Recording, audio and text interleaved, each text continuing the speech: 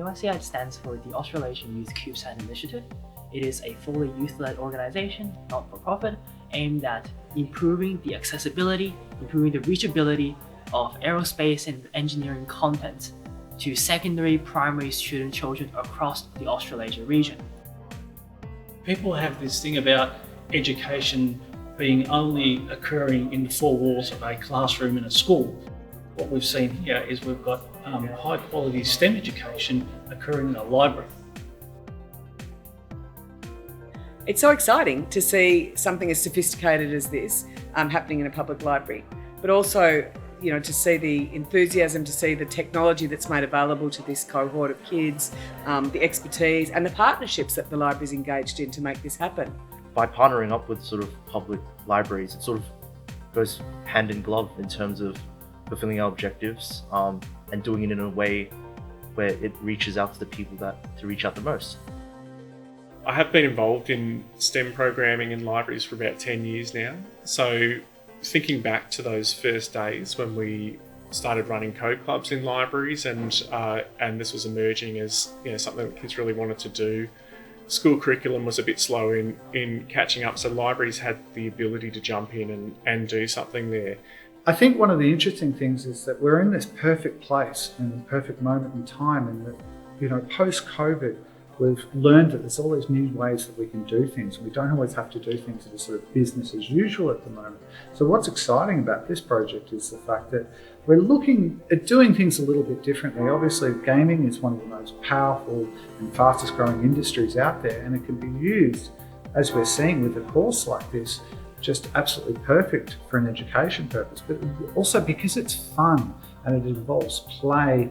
It doesn't have that rigid or perhaps more boring structure that you typically find in a normal classroom environment. The Inspiring Victoria initiative is really about trying to help local people with a good idea bring their idea to the people who are going to benefit from that idea. And certainly if we can see if that idea bears that fruit locally, we might be able to see if we can do this everywhere. Things like this should be more publicised, because I think not only will it increase the awareness of what actually libraries do, because they're not just all books. I think anyone that can bring people together to produce these programs and these highly engaging programs for students, I think it's great. Really interesting today, talking to the parents of the children, saying that they've looked around and they haven't. These are children who want to know more, they want to expand their learning, and that they haven't been able to find those opportunities. And to be able to find that in the library and to find each other and build that community and network that they can learn off is just blown me away. I am in love with this program. Adding that game aspect definitely allows some smarter kids to, feel like they're not stuck behind a wall like in a classroom. You're always having to go with that curriculum.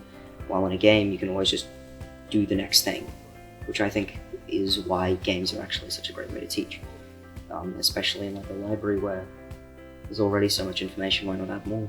This is stuff that they're not getting at school. They're typically not getting it online either. So it's gold, really.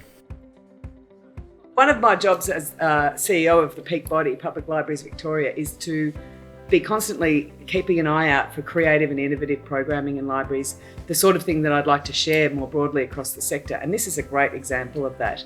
What I'd like to think is that when you bring teens into the library for something like this, and then suddenly they realise all of these other resources that are available to them, and then ideally, you've got your library staff listening to those kids and bringing those kids in on co-programming and co-design. So the exciting thing there is that the relevance of what the library is offering for that community will also increase as a result.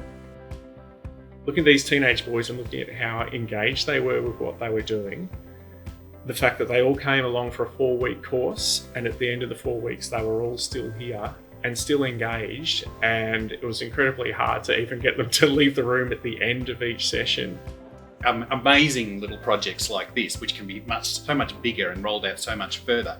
You get everyone who is gifted, whether they're engaged with their schoolwork or disengaged with their schoolwork, and you re-engage them. And that's the real challenge that I think the education system has today, in getting to everyone who has high potential to make a really amazing contribution to Victoria's economy, or simply well-being, the ecology of Victoria, and certainly a nascent space industry. You don't have to be some kid from the US or the EU who has Houston in their backyard and have all these great opportunities like rocketry clubs and space camps. You can be here, in the land down under, and be able to do cool things in space as well.